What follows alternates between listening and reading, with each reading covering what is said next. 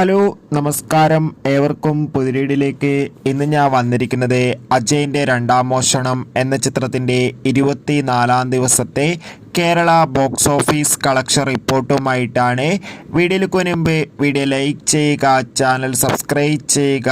ഈ വരുന്ന ഒക്ടോബർ മാസം ധാരാളം ചിത്രങ്ങൾ ഇനി അങ്ങോട്ട് OTT റിലീസ് ചെയ്യാൻ പോവുകയാണ്.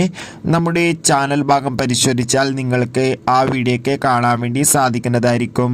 ജിതിൻ ലാലിൻ്റെ സംവിധാനത്തിൽ ടൊവിനോ തോമസ്, ബേസിൽ ജോസഫ് എന്നൊക്കെ പ്രധാന കഥാപാത്രങ്ങളായെത്തിയ ചിത്രമായിരുന്നു അജയിൻ്റെ രണ്ടാം മോഷണം. ചിത്രത്തിന് അതിഗംഭീരമായ പോസിറ്റീവ് റെസ്പോൺസ് തന്നെയാണ് ഇപ്പോഴും പുറത്തുനിന്നുകൊണ്ടിരിക്കുന്നത്.